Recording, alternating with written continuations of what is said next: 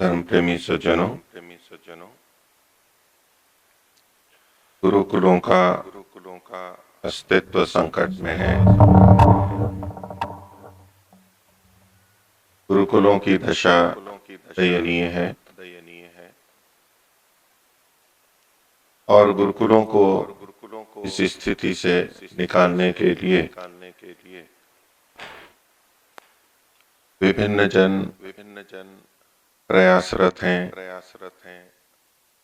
उनको समर्थन देने वाले बहुत से हैं, उनको प्रेरणा देने वाले, दिशा देने वाले बहुत सारे व्यक्ति हैं। जो गुरुकुल के प्रति अच्छी भावना रखते हैं, वैदिक गुरुकुल, आर्य समाज के गुरुकुल, वेद और वैदिक धर्म, वैदिक विचारधारा को आगे बढ़ाने वाले बने। यहाँ पढ़ने वाले विद्यार्थी उनके प्रति यानी वेद और वेदानुकूल ग्रंथों के प्रति आदर श्रद्धा रखते हुए इससे समाज को लाभान्वित करें और स्वयं भी लाभान्वित हों। ऐसे में बहुत सारे गुरुकुल समर्थकों के मन में विचार आता है कि हमारे ही अपने गुरुकुल से पढ़े हुए फिर आधुनिक ज्ञान विज्ञान को भी बहुत गंभीरता से देखने पढ़ने वाले, वर्षों उसमें समय लगाने वाले, दशकों उनके द्वारा जो विशेष ज्ञान खोज की गई है, प्रदान किया गया है, ऋषियों के वाक्यों से जो चीजें निकाली गई हैं, उनको ये गुरुकुल वाले क्यों नहीं स्वीकार कर रहे? उनको ये समझ में नहीं आता कि ये क्यों नहीं स्वीकार कर रहे। प्रथम दृष्टया वेद विज्ञान को देने वाले भी महर्षि दयानंद और वेद और भारतीय संस्कृति सबके प्रति बहुत अच्छी श्रद्धा, भावना, लगन और जीवन अर्पण करने वाले हैं। और दूसरी तरफ गुरुकुल में या गुरुकुल चलाने वाले, पढ़ाने वाले भी इन्हीं भावनाओं से युक्त होके कि वेद, महर्षि दयानंद, आर्ष ग्रंथ, भारतीय संस्कृति, भारतीय ज्ञान परंपरा ये आगे बढ़े उसके लिए लगे हुए हैं। वो भी अपना समय या जीवन श्रम में लगा रहे हैं।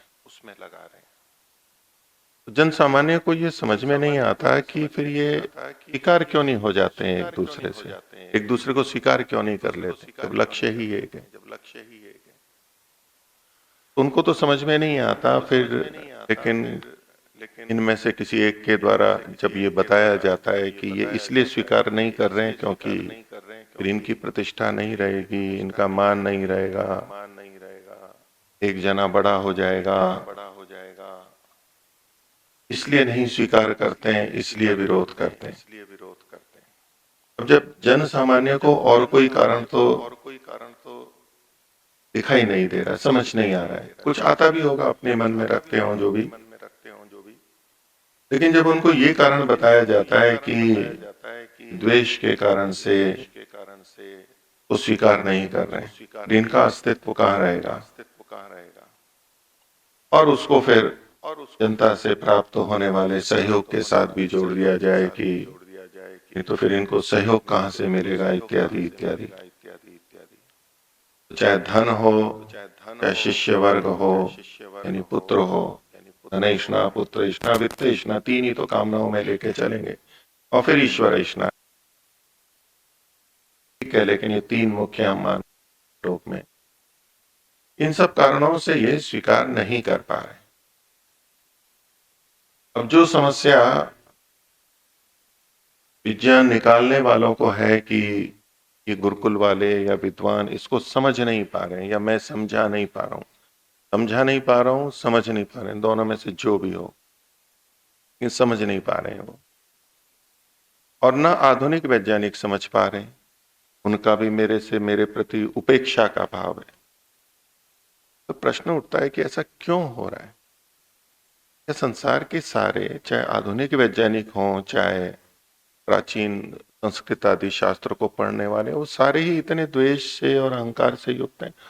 बहुत से होंगे और कम और ज्यादा हर किसी में राग द्वेष होते हैं, पर वो ऐसे नहीं होते कि इन बड़े स्तरों पर कुछ किया जाए।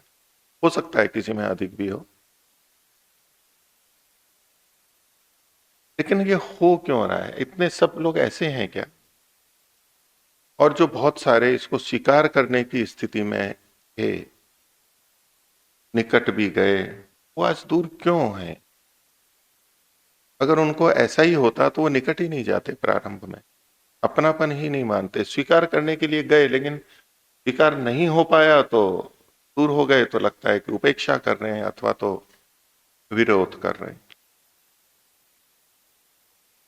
तो जैसे उनके लिए ये समझाना कठिन है कि इसमें से कैसे विज्ञान निकल रहा है, लोग समझ नहीं रहे, वैसे ही जिनको ये लग रहा है कि यहाँ पर और विचारणीय स्थल है, यहाँ प्रश्न खड़ा हो रहा है, ये ठीक नहीं लग रहा है, ऐसे लोगों को भी अपनी बात समझाना बहुत कठिन है, जन सामान्य को। वो चाहे आधुनिक वैज्ञानिक हो या प्राचीन के समर्थक व्यक्ति हो, क्योंकि बहुत बड़ी समस्या है। जो प्राचीन वाले हैं उनको अच्छा तो लगता है, लेकिन जब विज्ञान या इन शब्दों को कहा जाता है तो उन्हें पता नहीं लगता कि कह क्या रहे हैं, और उनके मस्तिष्क के ऊपर से चली जाती है। थोड़ा बहुत पढ़ते हैं और उसके बाद में फिर निकल जाता है, लगता है कि कुछ हो रहा है, अब हमारे बस की बात नहीं रही, क्योंकि आधारभूत कुछ चीजें ही नहीं समझ में आती तो वो नहीं समझ में आ पाते। तो अब अगर कोई बताए कि ये जो इस शास्त्र के अनुसार अर्थ किया गया, ये इसलिए विचारणीय है, इसलिए इस पे प्रश्न खड़ा हो रहा है कि जैसा लिखा है वैसा ही है या नहीं है, तो वो भी उनको समझ में नहीं आएगा, आ ही नहीं सकता है, बहुत कठिन है। मैं एक उदाहरण लेकर के बात को रखूंगा और समझाने का प्रयास करूंगा। ये आवश्यक नहीं कि कितनों को समझ में आए। ऐसा ही जो आधुनिक वाले हैं, लेकिन मन में भारत और भारतीय संस्कृति, वेद, इनके प्रति भावना रखते हैं। भले ही वो आधुनिक दृष्टि से पढ़े हों, उनकी आजीविका भी वहीं चल रही है, वो उसी को पढ़ाते हैं, लेकिन मन में एक भावना है कि हमारी संस्कृति भारतीय जो उठे, ऋषियों का ज्ञान ऊपर आए, भारत का आए। अभी सब कुछ हम दूसरों से सीखते हैं, लेते हैं।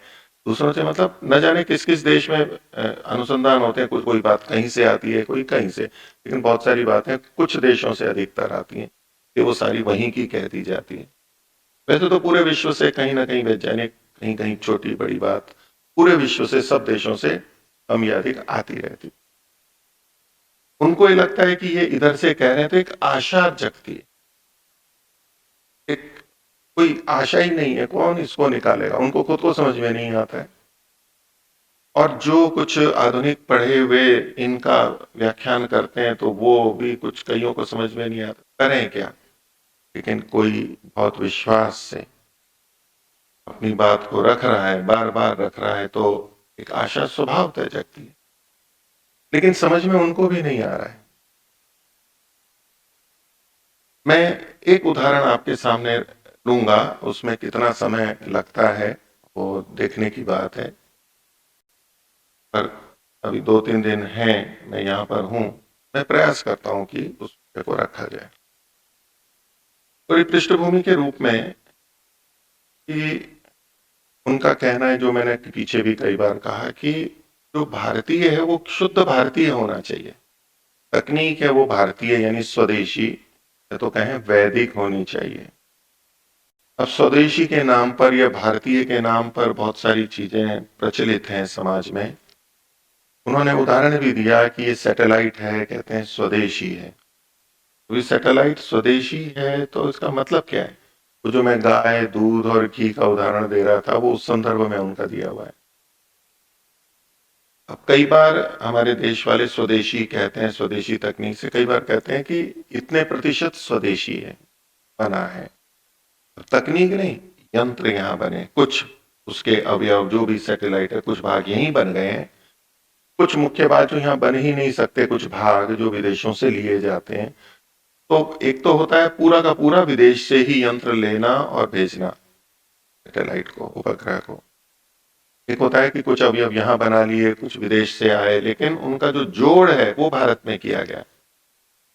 बनाया भारत में गया, उसका जो प्रारूप योजना कंप्यूटर में और जो भी है उसका नियंत्रण ऊपर भेजना वो भारत में किया गया। अपने आप में बहुत बड़ी बातें हैं वैसे ये कोई निंदा की बात नहीं है कि कुछ चीज हमने दूसरी जगह से ले ली। मैं निंदा नहीं कर रहा हूं, मैं केवल एक उल्लेख कर रहा हूं उनकी दृष्टि को। तो कई बार लोग कह देते हैं भाई भारतीय सही हो गया, भारतीय वैज्ञानिकों ने काम भी किया होता है, भले ही तकनीक ज्ञान अन्य देशों से आया हो। ये भी बड़ी बात है कि यहाँ कर पा रहे हैं। फिर होता है कि पूरी तरह से हमारे यहाँ बना है, सब कुछ यहीं बना है, उसको भी स्वदेशी कहते हैं, आप उसको पूर्ण स्वदेशी कह लो। तो उसमें उनका है कि भाई ज्ञान तो आपने बाहर से प्राप्त किया है, तकनीक तो पूर्ण स्वदेशी कहाँ हुआ? आप ये बताओ कि किस वेद से या तो अपने ब्राह्मण ग्रंथ से वहां से ये तकनीक ली, तब आप कह सकते हो कि स्वदेशी है या भारतीय है। इस तो आपने बाहर से लिए। अभी कुछ समय पहले चंद्रयान की चर्चा बहुत रही और पूरा देश प्रसन्न है वैसे भारतीय वैज्ञानिकों की सफलता पर। एक राष्ट्रीय उत्साह बात थी। प्रश्न उठाने वाले तो उठाते हैं भाई, दूसरे देश वाले भी कि यूं ही छोड़ आए, कहीं पर गए ही नहीं है, उनकी उनको एक तरफ रखें। इस प्रसंग में एक संदेश बहुत जगह आया। वहां के इसरो के जो जिन्होंने वहां भेजा, वो जो केंद्र है वहां के एक वैज्ञानिक का वक्तव्य आता है, ये जो विज्ञान और ये हमने किया है इसका ज्ञान हमने वेदों से लिया है, वेदों से प्राप्त किया है। अखबारों में शीर्षक बने, उनके चित्र भी थे, बहुत लोगों ने भेजे, मेरे पास भी बहुत लोगों ने भेजे। मैंने किसी को नहीं भेजा वो, क्योंकि मैं वेद समर्थक नहीं हूं, कह सकता है कोई। नहीं तो क्या करना चाहिए? वेद की प्रशंसा, वेद का नाम होने में तो हमें प्रसन्न होना चाहिए ना, भेजना चाहिए। हो सकता है आपने भी सुना हो, भेजा हो, लेकिन मेरे को बहुतों ने भेजे, उस औरों को भी भेजते हैं। आजकल होता ही है, आता है तो अधिकाधिक प्रसन्न करने वाली बात को या जो भी को भेजना हो, दुखी करने वाली बात भी भेजते हैं। प्रश्न वहां पर भी है। जैसे मैंने कल वैदिक गणित की बात कही, वैदिक गीता की बात कही, अब उन्होंने कहा कि वेद से अब हमें प्रसन्न होना चाहिए या नहीं? एक इतने ऊंचे स्तर का भारत का वैज्ञानिक और ये जो सफलताएं प्राप्त करी हैं उस समूह के वो थे, मेरी जैसी जानकारी है इसरो के प्रमुख सोमनाथ जी, ठीक है। इस स्तर का व्यक्ति सामान्य नहीं है वो। आज जिन वैज्ञानिकों के प्रति हम इतना आदर रख रहे हैं कि और हमें गर्व अनुभव होता है कि उन्होंने ऐसा कर दिखाया, भारत विश्व के कुछ गिने चुने देशों में से ही सफलता को प्राप्त करने वाला, और दक्षिण भाग में तो पहली बार भारत ने किया, जो ये सूचना आती है उसके अनुसार बोल रहा हूं। हमें प्रसन्न होना चाहिए या नहीं? आप लोग प्रसन्न हुए होंगे, अवश्य हुए होंगे। वेद भक्त हर प्रसन्न होगा। मैं अपना आकलन करता हूं, मेरे को बिल्कुल भी उससे प्रसन्नता नहीं हुई। वैज्ञानिकों ने ये सब किया तो बहुत प्रसन्नता है, भारत ने किया, भारत के लोगों ने किया। और विश्व में भी कहीं कोई ऐसी सफलता होती है, किसी ग्रह उपग्रह पे जाते हैं, वो भी हमारे लिए तो प्रसन्नता की बात होती है। मनुष्य कर रहा है, उन्नति कर रहा है जितने भी स्तर पे, उसमें जो दोष है उसको एक तरफ छोड़ दीजिए कि सबके कार्यों में हानियां सबके कार्यों में हो सकती है, लेकिन अच्छे भी प्रयास है, बहुत उपयोगी भी। प्रश्न होता है कि हम वेद के मानने वाले हैं, या मैं अपने पे प्रश्न करूं कि मेरे को प्रसन्नता क्यों नहीं हुई? क्योंकि अभी ये पता नहीं लगा, उन्होंने वेद का तो कहा है लेकिन ऐसा पता नहीं लगा, मेरे को जानकारी नहीं मिल पाई जिन्होंने भी ये भेजे कि आखिर किस वेद मंत्र से उन्होंने ये निकाला और वेद की कौन सी बात निकाली और इसमें यहाँ प्रयोग में लाए। वैसे तो ये प्रसन्नता की बात है, हम तो ये सुनते हुए पढ़े हुए हैं कि वेदों से कोई सुई भी नहीं बनी। इस आक्षेप को सुनते हुए और बोलते हुए न ये बनाया ना ये बनाया, अभी तक भी सुनते हैं कि वेद वालों ने कुछ नहीं किया। लेकिन कोई व्यक्ति यदि कहता है, वो चाहे गुरुकुल का पढ़ा हुआ हो, चाहे कोई हो, चाहे विदेश का, कि वेदों से हमने ये प्राप्त किया है, जो इन आक्षेपों को सहते हुए बड़ा हुआ है या सुनते हुए, आप हम सब ऐसे ही हैं। ये बात सुनकर के प्रसन्नता होनी चाहिए या नहीं? होनी चाहिए, सबको हुई है। ये एक मानसिकता है, एक प्रवाह है, हमारी भावना है कि जब हमारी प्रिय वस्तु की कोई प्रशंसा होती है, हमें भी प्रसन्नता होती है, क्योंकि हम उसको अपना मानते हैं। पर एक दृष्टि ये भी होती है कि हम अपने की प्रशंसा जब हो रही है, ये देख करके विवेक से, एक होता है भावना में बहना, वो एक अलग बात है। वो प्रशंसा यदि हमारी वास्तविक है तो हम प्रसन्न हो सकते हैं, लेकिन यदि हमारी वास्तविक नहीं है तो हमें प्रसन्न नहीं होना चाहिए। और जब तक ये पता ना लग जाए कि ये वास्तविक है, हमें प्रसन्नता का अधिकार है या नहीं है, विचारने की बात। महर्षि ने तो कहा कि स्तुति और प्रार्थना, स्तुति और निंदा के प्रसंग में कि जो वास्तविक है वो प्रशंसा हो रही है तब तो वो स्तुति है, लेकिन जितना है वो उसके बिना अगर किसी का गुणगान बखान हो रहा है, लौकिक दृष्टि से वो स्तुति है, लेकिन वो स्तुति नहीं, निंदा है। तो प्रसन्नता की बात छोड़िए, एक आशंका भी मन में होती है कि ये कहीं निंदा तो नहीं हो रही है वेद की। वैसे निंदा करने वाले बहुत हैं, आक्षेप करते हैं, ये विज्ञान को, हर चीज को वेदों से जोड़ते हैं, बहुत है निंदा करने वाले भी, तो लेख हैं, वीडियो हैं, सब कुछ है, भरा पड़ा है। उनकी कोई चिंता की बात नहीं, लेकिन अपने स्तर पर कि पहले ये पता लगे, मैं पूछूं कि वेद से, ये भी वैदिक वैज्ञानिक हैं, एक उन्होंने भी बात रखी है, इन लोगों के बीच में कोई बातचीत है, क्या ये सहमत हैं, वो जो वेद से निकाला है कि इस वेद विज्ञान से परिचित हैं या नहीं है, सहमत है या नहीं है, और वैदिक विज्ञान देने वाले ये उनसे सहमत है या नहीं है कि हाँ ये जो उपग्रह है या तो भेजे गए ये वेद से निकले, इसका ज्ञान वेद से है, ये विचारने की बात। तो ऐसे यहां भी होगा। अब अगर मैं ये प्रश्न करता हूं कि भाई इसरो के प्रधान जी ने, अध्यक्ष ने, या जिन्होंने भी ये बात रखी, मैं जानना चाहता हूं वेद में कहाँ लिखा है, उन्होंने थोड़ा विस्तार तो पता लगे। अखबार की सुर्खियां और समाचार आना एक अलग विषय है बिल्कुल, तो ठीक है उनकी प्रशंसा हो रही है, उससे हमें कोई दुख नहीं है, खेद नहीं है, ना उनसे कोई ईर्ष्या है, ना उनसे कोई द्वेष है, हमें तो प्रसन्नता है कि इसरो के वो अध्यक्ष हैं और उन्होंने किया है ये सब काम, और उनके बहुत सारे लोग हैं, एक का काम नहीं होता है कभी भी। हमको तो सबकी प्रशंसा है, वो हमें अपने लगते हैं, और उनकी प्रशंसा में हम अपनी प्रशंसा समझते हैं, भारत की प्रशंसा समझते हैं। लेकिन इसका ये अर्थ तो नहीं कि यदि ये वक्तव्य समाचार पत्र में आता है और हम ये प्रश्न खड़ा करें तो हम उनके द्वेषी हो गए। हमारे मन में तो उनके प्रति अच्छा ही भाव है व्यक्तिगत रूप से, लेकिन ज्ञान के स्तर पर ये प्रश्न तो किया जा सकता है ना, ये अधिकार नहीं है किसी को। वे आपने वेद से ये कहा है तो कहां से कहा है, एक जिज्ञासावश एक प्रश्न होता है। और जो वैज्ञानिक दृष्टि रखते हैं, सच्चे वैज्ञानिक, वो इस पे नाराज नहीं होते। और समाचार पत्र तो, समाचारों में शीर्षक तो कैसे क्या बन जाते हैं, उनको तो ऐसी चीज चाहिए जो कि लोगों को जुड़ती भी लगे, भावना लगे, अधिक लोग देखें, अधिक लोग पढ़ें। तो पत्रकार ये सब करते हैं, हमें पता है, सब बहुत जगह होता है, सच्ची बातें भी बताते हैं यथार्थ में, लेकिन ऐसा भी होता है। तो उन्होंने क्या तो कहा था और क्या प्रकाशित हो गया, उनका कोई साक्षात वीडियो, उनका कोई साक्षात वक्तव्य, वो अनुसंधान का विषय, मतलब जानने का विषय। तो बहुत पहले, अब इसकी मैं आपको जो उदाहरण देना चाहता हूं उसके लिए पृष्ठभूमि और थोड़ी सी बनाता हूं। तो हमें ये वैदिक विज्ञान को गुरुकुल स्वीकार करें, और हमारे सहयोगी भी सोचते हैं कि भी मिल के चलें तो वेद का बहुत बड़ा काम हो सकता है।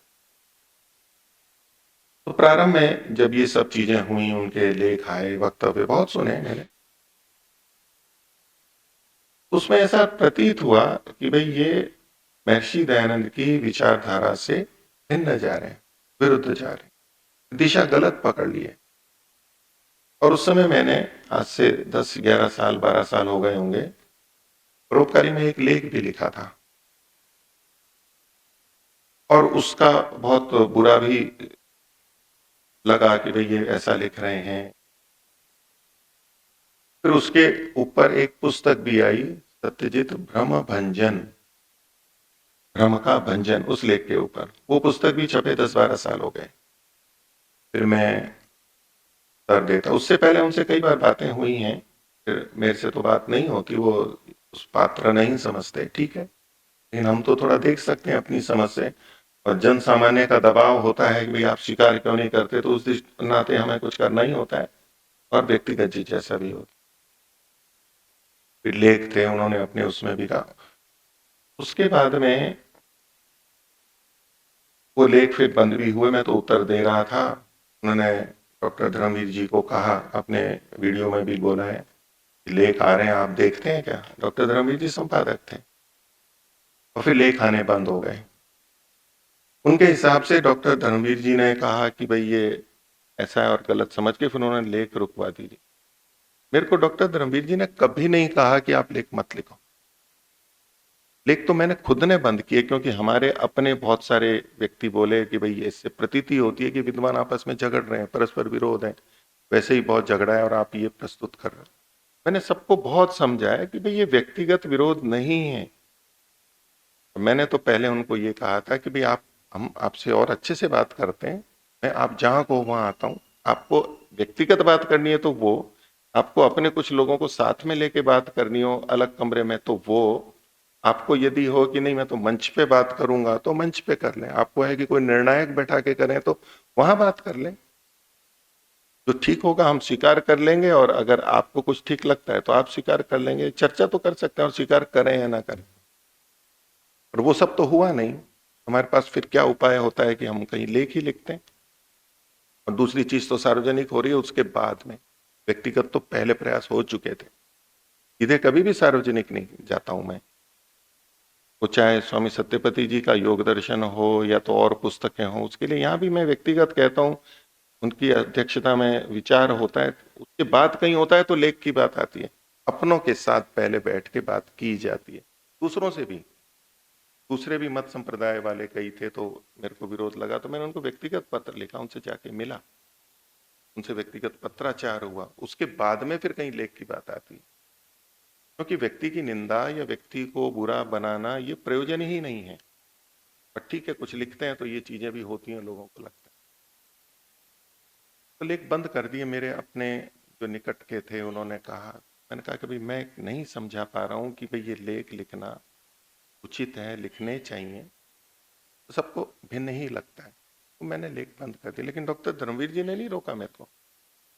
और वो संपादक थे, जा रहे थे तो उनकी सहमति थी, इसको असहमति वाली बात नहीं थी।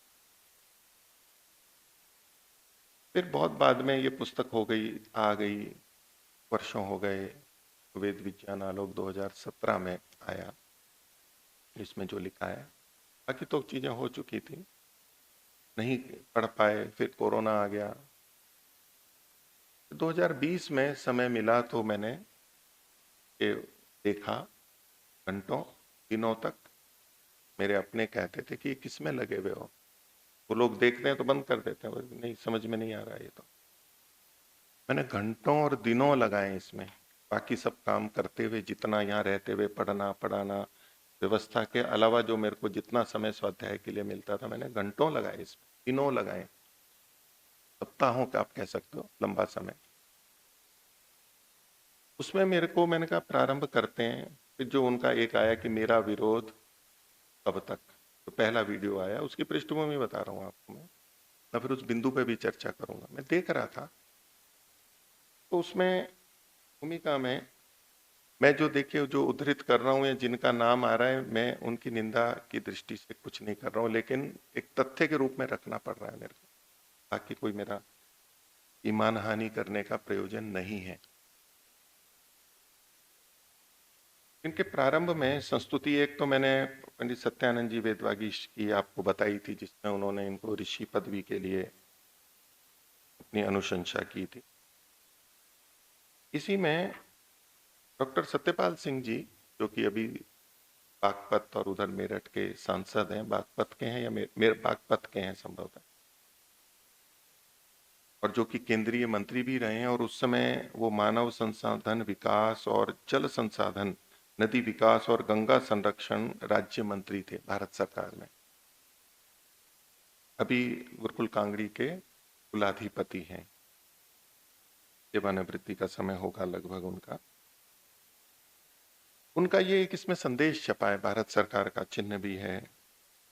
मैंने और भी विद्वानों को जो भी सम्मतियां थी साधु संन्यासियों की, सब पढ़ते हुए, किसी पुस्तक को पढ़ना है तो वो प्राक कथन एक विधिवत पढ़ा जाता है। उसमें एक अनुच्छेद था जिसपे मेरा ध्यान गया, और भी बिंदुओं पर अभी के प्रसंग में मैं जो एक बिंदु रखना चाहता हूं उसका प्रारंभ कैसे हो। तो वो लिखते हैं, वेद के विषय में आचार्य जी का दृष्टिकोण अति आश्चर्यजनक व महत्वपूर्ण है। ऐसा बहुतों को लगता है। इनकी दृष्टि में वेद मंत्र कारण पदार्थ में परमात्मा द्वारा किए गए फ्लक्चुएशन का रूप है। इन्हीं से संपूर्ण सृष्टि का निर्माण हुआ है। ये वेद विज्ञान आलोक के प्रथम खंड के प्रारंभ में है, वो पढ़ रहा हूं। वाणी के चारों रूपों का वर्णन और उन रूपों से ब्रह्मांड का विकास होना इस ग्रंथ की महत्वपूर्ण देन है। ग्रंथ के भाष्य में आचार्य जी ने महर्षि दयानंद सरस्वती द्वारा निर्दिष्ट यौगिक पद्धति का आश्रय लिया। ये कुछ इस अनुच्छेद की पृष्ठभूमि है। मैं अभी इन बिंदुओं पर केंद्रित नहीं हो रहा हूं, ये भी विचार के और कथन के योग्य है, लेकिन मैं इस पे भी केंद्रित नहीं। अब जो आगे लिखा है मैं इस पे केंद्रित होऊंगा। इसके 7वें अध्याय के 7वें खंड में सहस्राश्विने वा इतः स्वर्गो लोकः का यौगिक अर्थ करके, क्योंकि यौगिक अर्थ महर्षि की दृष्टि से इन्होंने किया है, सूर्य के केंद्रीय भाग की त्रिज्या, सूर्य है पूरा बड़ा कितना है, का केंद्रीय भाग वो भी काफी बड़ा है।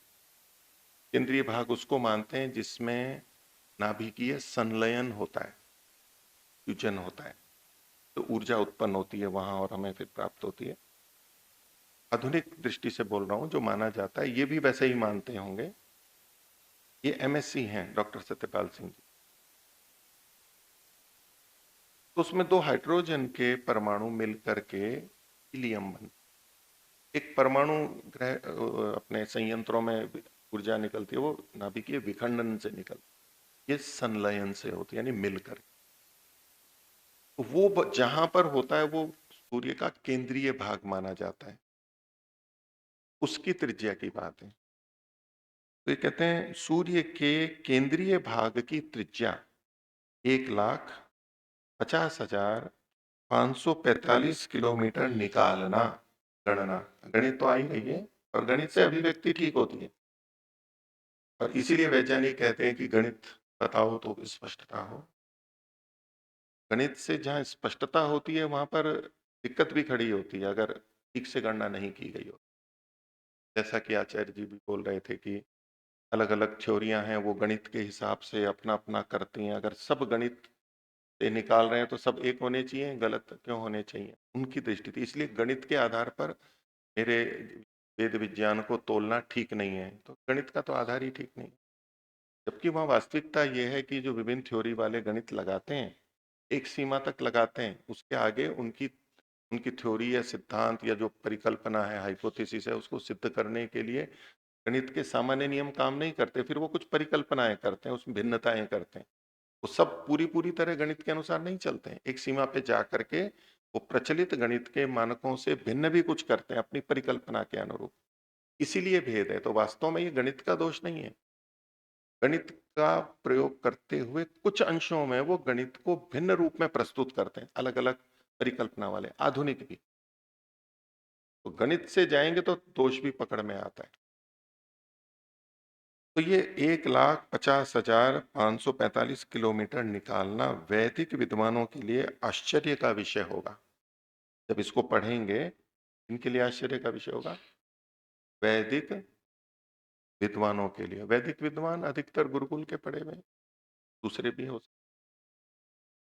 तो ये आश्चर्य की बात है। ये तो आश्चर्यजनक है कि अति आश्चर्यजनक व महत्वपूर्ण है, ये तो आश्चर्यचकित है ही। ये तो आधुनिक विज्ञान पढ़े हुए हैं, वो भी आश्चर्यजनक है, आश्चर्यचकित है, ऊपर लिखा ही है, एमएससी है। और वैदिक विद्वानों के लिए भी ये आश्चर्य का विषय होगा। इसे इस ग्रंथ में सचित्र समझाया है। वर्तमान वैज्ञानिक इस दूरी के विषय में सुनिश्चितता से क्या कहते हैं यह तो ज्ञात नहीं, परंतु सटीक दूरी इस ग्रंथ से निकालना विशेष सुखद है। सटीक, सटीक मतलब बिल्कुल ठीक ठीक, एकदम निश्चित, वो इससे निकाली गई। अब वो सटीकता कितनी है उसको भी आपके सामने रखता हूं, विषय की चर्चा मैं करूंगा, आपको भूमिका समझ लीजिए, समझ में। विज्ञान क्या है, ये पुस्तक है जिसका मैंने कल भी उल्लेख किया, आचार्य अग्निव्रत जी नेस्टिक की बनी हुई है पुस्तक। और इस पे जो सन छपा है वो 2018 है, प्रथम आवृत्ति मेरे सामने है ये 2017 का ग्रंथ है, उसके बाद का है। और इस ग्रंथ में जो एक चित्र दिया वेद विज्ञान आलोक में, वही चित्र यहाँ भी है जिसमें भारत के उपराष्ट्रपति जी के आवास पर वेद विज्ञान आलोक ग्रंथ का विमोचन हुआ है 30 जून 2018 का। वेंकैया नायडू का चित्र है, वो वेद विज्ञान आलोक में भी है वही चित्र। और एक चित्र जो मैंने बताया था आपको नीचे वाला, जिसमें प्रोफेसर आभास मित्रा जी का था और दूसरे प्रोफेसर थे AR राव, अनुसंधान भवन। अभी अनुसंधान भवन मेरे को देख रहा, विचार कर रहा था मैं, ये तो वैसे तो सीमेंट का ही लग रहा है। इनके भक्त जो गुरुकुलों को या वेद विज्ञान वालों को 50 लाख देने वाले थे गुरुकुलों का पूरा, उनके व्हाट्सएप मेरे पास है, देख रहा था मैं। उसमें एक था कि वेद विज्ञान आलोक हो जाएगा, आ जाएगा तो सीमेंट के घर बनने बंद हो जाएंगे, मिट्टी के आ जाएंगे। सीमेंट की भी आलोचना होती है और भी करते हैं। तो मेरे को नहीं पता वेद विज्ञान आलोक यहाँ पर उस संस्थान में हुआ है नहीं हुआ है, सीमेंट हट गया है नहीं हट गया, पर चित्र तो ऐसा ही है। यहीं पर एक दूसरे वैज्ञानिक जो प्रोफेसर AR राव का भी चित्र है, वो यहाँ उपस्थित थे। उनसे संबंधित एक घटना है और जो मैं प्रसंग उठाना चाह रहा हूं उसी से संबंधित है। इस पुस्तक में उन्होंने प्राय आधुनिक विज्ञान की आलोचना की है, उनकी दृष्टि शैली की प्रश्न भी खड़े किए। तो एक है कि वर्तमान शोध प्रक्रिया की समीक्षा, ये एक शीर्षक है इसमें, ये पृष्ठ संख्या इसके 12 पर है। उस पर वो लिखते हैं कि विज्ञान उपलब्ध तकनीक के आधार पर परीक्षित तथ्यों को ही विज्ञान की सीमा के अंतर्गत स्वीकार करता है, सीमित है।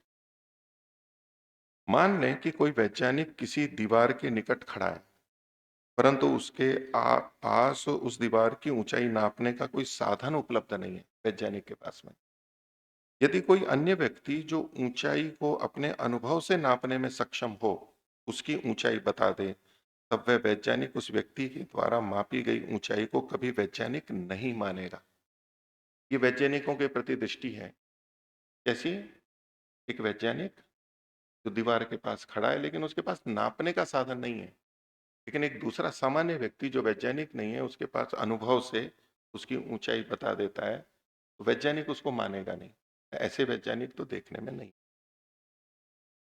वैज्ञानिकों के प्रति ये दृष्टि कि वो इतने रूढ़िग्रस्त हैं या तो हठी हैं, ऐसा तो नहीं है। एक वैज्ञानिक के पास नापने का नहीं है, कोई एक मजदूर भी अगर नापने का फीता देखता है या बताता है, स्वीकार कर लेगा, उसमें कोई अड़ने की बात नहीं है। और ये वो दृष्टांत है। तो एक तरफ वैज्ञानिक है, वो तो आधुनिक है जिसकी आलोचना है, और दूसरा जो अनुभवी व्यक्ति है वो कौन होगा, वो आप चित्र मन में ला सकते हैं आगे की घटना के आधार पर। तो उस ऊंचाई को कभी वैज्ञानिक नहीं मानेगा, भले ही संसाधनों पर निर्भर बना है वैज्ञानिक। क्योंकि दो वर्ग हो गए, वो तो संसाधनों पर निर्भर है आधुनिक वैज्ञानिक, और जो भारतीय वैदिक वैज्ञानिक है उनके पास तो संसाधन है नहीं, वो संसाधनों पर निर्भर नहीं है, बिना संसाधनों के काम कर रहे हैं।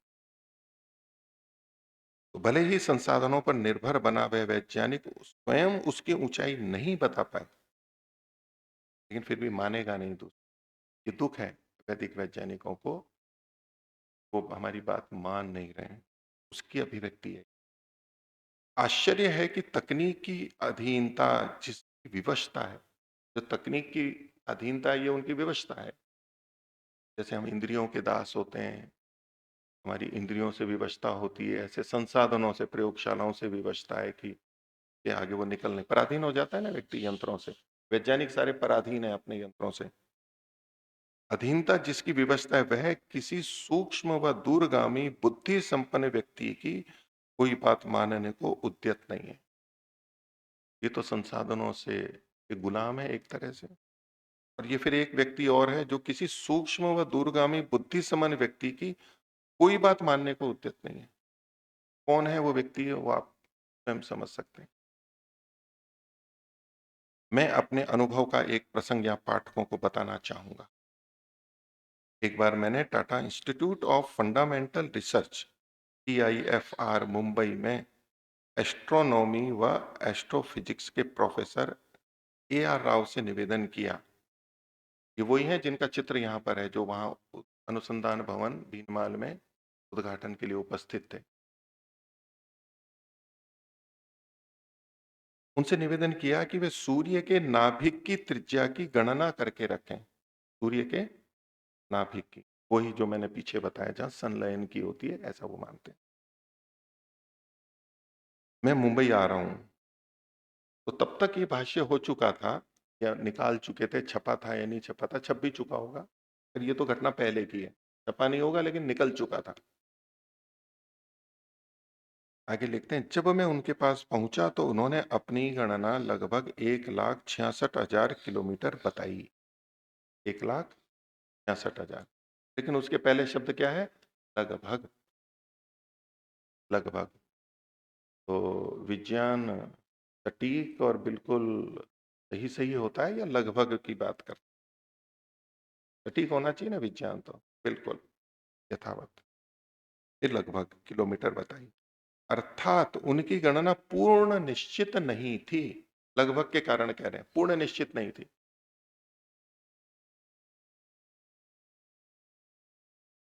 निश्चित ही उनकी गणना में गणित एवं अनेक प्रेक्षणों का सहयोग लिया गया होगा। तो प्रोफेसर राव ने जो बताया, लिया गया होगा। वे गणना उनकी स्वयं की होगी व किन्हीं अन्य वैज्ञानिकों की वर्तमान वैज्ञानिकों की दृष्टि में विज्ञान की सीमा में आती हो, भले ही वह लगभग में बताई गई हो। ठीक है, ये आधुनिक वैज्ञानिकों का दृष्टिकोण आ गया। तो उसमें ऐतरेय ब्राह्मण क्या कहता है, वो आगे बताते हैं। आगे वैसे लिखते हैं, 1,66,000 लगभग कहने का अर्थ है कि 400-500 किलोमीटर का अधिक व न्यून होना संभव है। लगभग क्या कहेंगे? हम कहें कि लगभग 10 व्यक्ति, कितने लगभग में करेंगे? आप आगे पीछे जाएंगे, 9, 11 या 8 और 12, कितने का अंतर है? 1-2 का अंतर होगा। और अगर हम कहें कि लगभग 1,000 व्यक्ति थे, तो कितने का अंतर करेंगे लगभग का? वैसे ही 1-2 का करेंगे क्या, कि 999 या 998 होंगे या 1,102? वहां क्या लगभग होगा? 950 होंगे, 1,050 होंगे, या 900, 1,100 होंगे, या तो 800, 1,200 होंगे। एक सीमा है, लेकिन उसके आगे लगभग का अर्थ नहीं जाएगा, थोड़ा इधर उधर होगा। तो उसमें वो लिखते हैं कि इसमें 400-500 किलोमीटर का अधिक व न्यून होना संभव है। जब प्रोफेसर राव ने मुझसे पूछा, भाई आप बताइए, क्योंकि ये ऐतरेय ब्राह्मण के अनुसार उस त्रिज्या की निश्चित संख्या को बताने वाले थे वहां पर, तो मैंने कहा कि सूर्य के नाभिक की त्रिज्या महर्षि ऐतरेय महिदास के ऐतरेय ब्राह्मण के आधार पर मेरी गणना 1,50,545 किलोमीटर। ठीक है, अंतर है ना दोनों में? किसकी अधिक है? आधुनिक वालों की अधिक है, वो है 16,000, 1,66,000। यह है 1,50,545, 10,000 से अधिक का अंतर है। 15,455 किलोमीटर का अंतर। आगे कहते हैं, मेरी गणना लगभग में नहीं है। ये वो सटीक शब्द का आप ध्यान दीजिए, जो कि डॉक्टर सत्यपाल सिंह जी ने सटीक रूप से की, और ये आश्चर्य की बात है उनके लिए भी और वैदिक विद्वानों के लिए भी आश्चर्य की बात है। आश्चर्य को देखने के लिए चल रहे हैं अभी यात्रा। धैर्य से सुनना, समझ के सुनना, तो बात पकड़ में आएगी, नहीं तो समझ में नहीं आएगी। इसमें 1 किलोमीटर का भी अंतर नहीं हो सकता है, कितनी स्पष्टता है। और अगर कोई 1 किलोमीटर की जगह पे 1 मीटर तक गणना बता दे, तो कौन सा अधिक सटीक होगा, वैज्ञानिक होगा? 1 मीटर वाला अधिक होगा। और थोड़ा अधिक वैज्ञानिकता ले आए इसमें। 1 मीटर में कितने सेंटीमीटर होते हैं? 1 सेंटीमीटर की तुलना में अगर हो जाए, तो वो और भी सटीक होगा, होना चाहिए ना। वो अभी नहीं आई है, वो हो सकता है किसी और पंक्ति से निकल के आए भविष्य में। और 1 सेंटीमीटर में कितने मिलीमीटर होते हैं? अगर कोई 1 मिलीमीटर के स्तर पे बता दे, तो और अधिक सटीकता होगी ना, और अधिक वैज्ञानिकता होगी। वो भी शायद आएगा कभी, हम प्रतीक्षा में हैं। लेकिन प्रश्न ये खड़ा होता है कि हम गणना का मापन करते हैं, तो किस स्तर पे करते हैं? वहाँ हम मान लो अहमदाबाद जाना है या कहीं जाना है, भाई वो 50 किलोमीटर दूर है, 100 किलोमीटर दूर है, वहां पर हम मीटर या सेंटीमीटर में तो बात नहीं कर, आवश्यकता नहीं है उसकी वहां। हाँ, जहाँ कहीं मिलीमीटर की बात हो तो वहां मिलीमीटर, और मिलीमीटर के भी और 10वां या 100वां या सैकड़ों भाग सूक्ष्मता में जाए तो वहां आवश्यक है। इन बड़ी दूरियों में ये चीजें मायने नहीं रखती हैं, कोई मतलब नहीं है।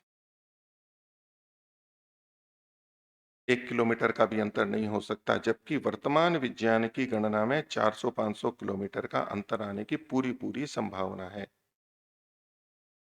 ये एक घटना प्रस्तुत की गई, जिसकी मैं विवेचना करूंगा अभी आगे, अगले दिनों में। आगे लिखते हैं गहरे अक्षरों में, इतने पर मेरी गणना इन वैज्ञानिकों की दृष्टि में फिलोसॉफिकल मानी जाएगी, क्योंकि वो तो मान नहीं रहे, वो तो अपनी मानेंगे। वो उपकरणों के अधीन है, संसाधनों पे अपनी ही ठीक मानते हैं और इनकी नहीं मानेंगे। और राव साहब की गणना वैज्ञानिक तथ्यों पर आधारित है। ये कैसा न्याय है, ये कैसा विज्ञान है? अब ये न्याय और अन्याय की बात आ गई कि वैज्ञानिक या डॉक्टर प्रोफेसर राव अन्याय कर रहे हैं, अन्याय कर रहे हैं। और ये सत्य के वक्ता हैं, बिल्कुल सत्य होता है वो। तो इनके यहाँ पर आए हैं, लेकिन उनको लगता है कि ये अन्याय कर रहे हैं। और यह कैसा विज्ञान है, ये अन्याय करने वाला? आधुनिक विज्ञान की आलोचना है। अभी वैदिक विज्ञान की, अपने संस्कृत वालों की नहीं है, अभी डरिए मत, अभी केवल उनकी शुद्ध है। यह बात पृथक है कि मैंने महर्षि ऐत्रेय महीदास के ग्रंथ की जिस पंक्ति से यह गणना की है, उस पंक्ति पे हम चर्चा करेंगे आगे, जो इस ग्रंथ में है। जिस पंक्ति के आधार पर यह गणना की है, उससे उसे संसार का संस्कृतज्ञ व वेद आदि शास्त्रों का प्रख्यात कोई विद्वान कदाचित ही कर पाए। अब संस्कृत वालों की भी बात आई है, क्योंकि ऐत्रेय की जो पंक्ति है, आधुनिक वैज्ञानिकों का तो उससे लेने देना नहीं, उनकी तो सीमा गणित की थी, वो उसको उनको परास्त कर दिया। और अब चुनौती है संस्कृतज्ञों की, प्रख्यात वैदिक विद्वानों की, कदाचित ही कर पाए, कभी ही कर पाए।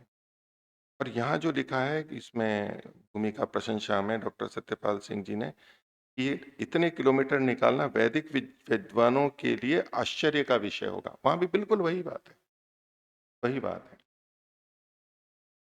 मैंने यहाँ सूर्य के नाभिक की त्रिज्या का एक उदाहरण मात्र दिया है, इस पुस्तक में लिखा है अग्निवृत जी की। मेरे ग्रंथ वेद विज्ञान आलोक में सैकड़ों ऐसे विषय हैं जिन पर वर्तमान विज्ञान अपनी शैली से सोचने में दशकों का समय व्यतीत करेगा, अरबों खरबों डॉलर खर्च करेगा, परंतु मेरे ग्रंथ से उन्हें अनायास यह सब मिल सकेगा जिस पर वह अपने ढंग से प्रयोग व प्रेक्षण करने का प्रयास कर सकते हैं। क्या वैज्ञानिकों को यह लाभ कम दिखाई देता है? तो मेरे मन में एक विचार आया कि ये सब है, देखना चाहिए। एक उदाहरण आया, अब पूरी पुस्तक पढ़ते पढ़ते दूसरे खंड तक पहुंचेंगे, वो तो देर लगेगी। डॉक्टर सत्यपाल सिंह जी थे, ये थे। सत्यपाल सिंह जी से व्यक्तिगत भी मिलना हुआ है, कितनी बार मिले हैं। और इस प्रसंग में फिर मैंने पढ़ा, निकाला, समझा, जो ऐतरे इसमें वेद विज्ञान आलोक में लिखा है, मेरे को क्या समझ में आया वो मैं आगे बताऊंगा, समय हो गया है। डॉक्टर सत्यपाल सिंह जी से मैंने बात की, वो करके, क्योंकि मेरे को था, मैं उनके वहां भी गया था जब पूना में वो पुलिस के कमिश्नर थे, बाद में मुंबई के भी कमिश्नर बने। और परोपकारिणी सभा के द्वारा महर्षि दयानंद की 125वीं निर्वाण दिवस, बलिदान दिवस मनाया गया था। तब 125 लोगों को आर्य पुरस्कार दिए गए, सम्मान दिया गया था। तो वैदिक आर्य आर्य पुलिस अधिकारी का एक सम्मान था, वो डॉक्टर सत्यपाल सिंह जी को परोपकारिणी सभा की ओर से दिया गया था। वो वहां आ नहीं पाए थे। मैं उस सम्मान को लेकर के, वो जो पत्रक था और जो एक प्रतीक चिन्ह था, मैं पूना गया था उनके वहां। उनके पुलिस कमिश्नर कार्यालय में गया, उनसे मिला, उनको वो सम्मान दे के आया था। ऐसे ही इनके एक दूसरे थे जिनकी इस प्रसंग में मैं चर्चा करूंगा, वसंत जी मदन सूरे। वो भी प्रोफेसर थे, अभी सेवानिवृत्त हो गए। उनको भी आर्य वैज्ञानिक का सम्मान, उन 125 विशिष्ट लोगों में आर्य वैज्ञानिक का सम्मान दिया गया था। उनकी भी चर्चा करूंगा मैं। मतलब ये दोनों मेरे परिचित थे, इनसे मैं मिला, दोनों के प्रति मैं आदर सम्मान का भाव रखता हूँ। वो भी वहां लोनावाला के पास में कहीं थे, उनका भी वो मैं लेके गया, उनके घर पर दे के आया, क्योंकि वो भी कार्यक्रम में अजमेर में आ नहीं पाए थे। जो आए उनको वहीं दे दिया, बाकी पहुंचाया गया। ये दो तो मैं इन दोनों को खुद दे करके आया था, उन दोनों का उल्लेख करूंगा। तो जब ये मैंने पढ़ा, तो चूंकि सत्यपाल सिंह जी का ये उल्लेख था और ये एमएससी भी थे, तो मैंने उनसे बात की। मैंने कहा जी कि ये आपने लिखा है इसमें कि वो गणना की गई है, आपने वो गणना ऐतरेय ब्राह्मण वाली देखी है क्या, जो व्याख्या की है? बोले हाँ देखी थी, ऐसा बताया था कि ये ऐसा ऐसा है। मैंने फिर पूछा, मैंने आपने उसको देखी थी क्या? बोले नहीं, ऐसा तो मेरे को ध्यान। मैंने कहा कि मेरे को उस विषय में आपसे कुछ पूछना है, जिस प्रसंग की आप प्रशंसा कर रहे हैं, आप विज्ञान वाले हैं, मैं आपसे कुछ पूछना चाहता हूँ इस विषय। तो बोले अच्छा, आप वो उसका पृष्ठ भेज दो मेरे पास, तो अभी ये पुस्तक नहीं है। मैंने व्हाट्सएप पे वो चित्र खींच के, जो आगे का भाग है, दूसरे भाग में है, उनको चित्र भेजे। बात उनको, उन्होंने पढ़ा, मैंने बात की, मैंने अपना विषय बताया कि जी मेरे को इसमें ये बिंदुओं में है। और उनसे मैं बात कर रहा था केवल जो गणित में कहा गया है, वो गणित कैसा है, वो ऐतरेय से निकला है या आधुनिक विज्ञान को लेकर के हुआ है, और उसमें भी आधुनिक विज्ञान की दृष्टि से गणना ठीक है या नहीं है। मैंने उनको मौखिक बताया, तो उन्होंने कहा अच्छा मैं बात करता हूँ। तो उन्होंने फिर आचार्य अग्निव्रत जी से बात की, और उसके बाद में वो वीडियो आ गया तत्काल, मेरा विरोध कब तक। मैंने डॉक्टर सत्यपाल सिंह जी से कहा, मैंने कहा मैंने तो आपसे बात की, आप उनसे जुड़े हुए हैं, आपने प्रशंसा ली, मैं कोई जन सामान्य में तो नहीं बोल रहा था। निंदा तो मैं, तो मेरे प्रश्न थे, मेरे को कोई चीज गलत लग रही थी, तो क्या उसका ये उत्तर आना चाहिए कि वेद मेरा विरोध कब तक, ये वीडियो निकाल दी आपने और मेरा नाम लेके और इतना किया, ये समझ नहीं पा रहे हैं, कोई योग्यता नहीं है, आलोचना है। मैंने कहा आप उनसे पूछ लेते, मेरे को बता देते उत्तर। मेरे पास आज तक कोई उत्तर नहीं आया उसका। मैंने उनको कहा कि क्या ये इसको उचित मानते हैं, ये जो मेरा विरोध कब तक वीडियो निकाला गया, आप इसको उचित मानते हैं? उसका भी कोई उत्तर नहीं आया। बोले मैं देखता हूँ, इसको देखा है, धन्यवाद। उसके बाद कोई उत्तर नहीं। हम मिले भी हैं कई बार, लेकिन ना मैंने पूछा ना उन्होंने बताया। और तभी मैंने ये वसंत जी, डॉक्टर वसंत जी मदन सुरे, जो कि इनसे बहुत जुड़े हैं, इनसे वहां आते हैं वैज्ञानिक, मैंने कहा मैं प्रयास करता हूं समझने का। उनसे मैंने कहा कि जी ये एक प्रसंग मेरी दृष्टि में आया है, मेरे तो समझ में नहीं आ रहा है, मुझे ये गलत लग रहा है, गणना भी, गणितीय दृष्टि से भी और शास्त्रीय दृष्टि से भी। क्योंकि इसी को इन्होंने भी वेद विज्ञान आलोक में एक उदाहरण के रूप में प्रस्तुत किया है। उदाहरण हमेशा अच्छा प्रथम दिया जाता है, और ऐसे हजारों उदाहरण इनके इसमें है, वो तो चर्चा आगे की है। जो उदाहरण इन्होंने दिया, जो सत्यपाल सिंह जी ने दिया, मैंने कहा चलो इसी पे विचार करते हैं। उनसे भी बात हुई, उन्होंने कहा जी कि मेरे को तो समझ में नहीं आया। मैंने कहा आपने समझने का प्रयास नहीं किया? बोले जी किया, मैं गया भी, उन्होंने कहा यहीं आकर के रहो। बोले मैंने तो कहा कि आप गणितीय रूप से प्रस्तुत करो तो हम समझ पाएंगे, हम तो गणित वाले हैं, फिजिक्स वाले हैं। गणित का बोले कर नहीं सकते, कोई आएगा तो करेगा, लेकिन मेरे तो समझ है। जबकि वो भी वेद के प्रति श्रद्धा वाले हैं, ये दोनों ही व्यक्ति, उसमें कोई कमी नहीं है। महर्षि दयानंद को पूरे मानने वाले हैं, कोई कमी नहीं है उसमें, दूसरे नहीं है। मैंने उनसे भी बात की, और मैंने केवल दो व्यक्तियों से बात की थी। उन दोनों ने उनसे पूछा कि भाई ये प्रश्न आया, आप उत्तर दो, तो मेरे पास उत्तर तो नहीं आया, लेकिन मेरा विरोध कब तक एक वीडियो आ गया, ये उसकी पृष्ठभूमि है। और मैं उस बिंदु को अभी जन सामान्य के लिए रख रहा हूं, आप लोगों के लिए रख रहा हूं, जिनको समझ में आए तो देख लेना, जितना समझ में आए। हमारे को क्या समस्या है, गुरुकुल को ये वेद विज्ञान अपनाने में कहाँ समस्या है, उसका समाधान तो हो। हम स्वीकार करने को तैयार हैं। कुछ शिविर लगा लो, 5 दिन 10 दिन आओ, आधुनिकों को भी बुला लो, हम गुरुकुल के पढ़े लिखे औरों को, कईयों को इकट्ठा कर लेंगे, करो तो सही, समझाओ तो सही।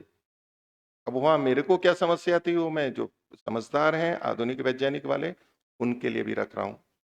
और जो प्राचीन संस्कृत को जानते हैं उनके लिए भी मैं रख रहा हूं, और जन सामान्य के लिए भी रख रहा हूं, कि जिनके मन में यह है कि हम क्यों नहीं इसको स्वीकार कर रहे, आप इसका क्यों नहीं प्रचार कर रहे हो, आप इसको क्यों नहीं पढ़ाते हो, आप इस पुस्तक को गुरुकुलों में क्यों नहीं भेजते हो, ये हमारे पे प्रश्न आते हैं। मैं उसका उत्तर दे रहा हूं कि हम क्यों नहीं कर पाए, और इतने वर्षों के बाद मैं बोल रहा हूं, क्योंकि मेरे को उस समय लेख लिखने से रोका गया था कि आप मत लिखिए, ये आर्य समाज के लिए और हानिकारक होगा। मैं तो वर्षों चुप रहा हूं। उसके बाद भी आया, लेख आया, मैं आर्य प्रतिनिधि सभा के प्रधान जी के पास भी गया, उनको मैंने बात की, व्हाट्सअप किया, क्योंकि इनके भी ट्रस्टी हैं, इनको बहुत आर्थिक सहयोग करते हैं, उनके वहां गया खुद मिलने कि देखो ये लेख है, ये हम लिखा, आप व्यवस्था कीजिए। उन्हीं बातों को फिर से प्रसारित कर रहे हैं। फिर मैं बोलूंगा तो मेरे को सब रोकेंगे कि आप मत बोलिए, मत बोलिए, बुरा होगा। मैंने कहा आप इनको भी तो रोकिए। उसकी भी आलोचना है कि मैंने बोला तो उसको दबाया जा रहा है। हम किसी को नहीं दबा रहे। मैं तो केवल, चूंकि मेरे को दबाया गया था, मैं 10-15 साल से चुप था। कोई मेरे से कई जने पूछते थे कि जी आप बताइए इस विषय में आपका क्या मत है। जी मैं इस विषय में कुछ नहीं बोलना चाहता। कितने मेरे पास फोन आए कि जी वो ये है, हमारे को नहीं समझ में आ रहा, आपकी क्या दृष्टि है। तो मैं इस विषय में कुछ नहीं बोलना। केवल किस लिए? इन सब अपने लोगों ने कहा था कि चुप रहो, ये विरोध होगा, ये होगा। कितने चुप रहेंगे? कब तक चुप रहेंगे? क्या बात करेंगे? तो इसलिए मैं ये सारी बात कर रहा हूँ। और ये ऐसे ही नहीं है, ये दसियों साल पहले की बातें हैं, 5 साल पहले की बात है, कोरोना के समय की बात है। मैं प्रधान जी के पास भी गया, उनका जो लेख था व्हाट्सएप पे वो तो हटा दिया। हटा नहीं, व्हाट्सएप या फेसबुक पे था। मेरे विरुद्ध जो सत्यजीत ब्रह्मभंजन थी उसको अभी से फिर प्रकाशित किया व्हाट्सएप पे उनके शिष्यों ने। मैंने डॉक्टर सुरेश चंद जी से, जो आर्य सार्वदेशिक के प्रधान थे, मैंने कहा कि ये आप आर्य समाज के प्रधान हैं, मैं आपके पास निवेदन लेकर के आया हूं। मैंने बातचीत की, व्हाट्सएप किया और उनके ऑफिस में जाके मिला, केवल इसीलिए। उनको बताया, उन्होंने कहा मैं मना करूंगा। उसका वीडियो में अगले में लेख आता है कि मैंने लेख लिखा तो हटाओ इसको, हटाओ इसको। भाई मैं हटाने के लिए कोई लालायित नहीं हूं, आप लिखो कितना भी मेरे विरुद्ध लिखना है, जो हमने गलत बोला है लिखो, कौन मना करता है। लेकिन एक तरफ आप हमारे को रोकेंगे, क्या लिए एक पक्ष को, दूसरा करता जाएगा तो क्या दूसरे को बोलने के लिए मैं तो चेतावनी दे रहा हूं। चेतावनी क्या, बता रहा हूं, मेरे को बाद में मत रोकना, मैं फिर बोलूंगा तो फिर बोलूंगा, और अगर गलत है तो आप बताइए, मैं ठीक कर लूंगा उसको। मैंने कहा आप एक बातचीत कीजिए, आप एक गोष्ठी रखाइए। मैंने प्रधान जी को कहा आप एक गोष्ठी रखवा दीजिए सार्वदेशिक की तरफ से, विद्वान बैठे करें। वो गोष्ठी तो हो ही नहीं। प्रतिनिधि सभाओं के अन्य बहुत सारे कार्य चल रहे हैं बड़े बड़े, लेकिन इसकी तरफ कोई प्रयास नहीं है। ये तो पीड़ा हमारी सबकी भी है। हम नहीं चाहते कि ऐसा जन सामान्य भ्रमित हो, लेकिन जन सामान्य तो भ्रमित हो चुका है। वो वेद के लिए कुछ चाहिए। तो ऐसे में उनको भी बताने के लिए मैं ये बोल रहा हूँ, जन सामान्य के लिए भी, आर्य विद्वानों, संस्कृत के भाग का भी, और जो उन्होंने गणितीय विवेचना की है, वो जिनके पास पुस्तकें हैं वो देख सकते हैं, और उसमें मैं जो गलत प्रस्तुति दे रहा हूँ उसको वो बता सकते हैं, या जो मेरे प्रश्न है उनका भी समाधान कर दें। आज का विषय मैं इतना ही रखता हूँ। आगे इसका एक एक बिंदु से आपके सामने चर्चा रखूंगा। अंतिम ओम। यहु शांतिरंतरिक्षम शांति पृथिवी शांतिरापः शांतिरोषधयः शांति वनस्पतयः शांतिर्विश्वे देवाः शांतिर्ब्रह्म शांतिः सर्वं शांतिः शांतिरेव शांतिः सामा शांतिरेधि। ओम शांति शांति शांति। सर्वेभ्यो नमः। सभी को सादर अभिवादन। ओम शांति। पूछना है?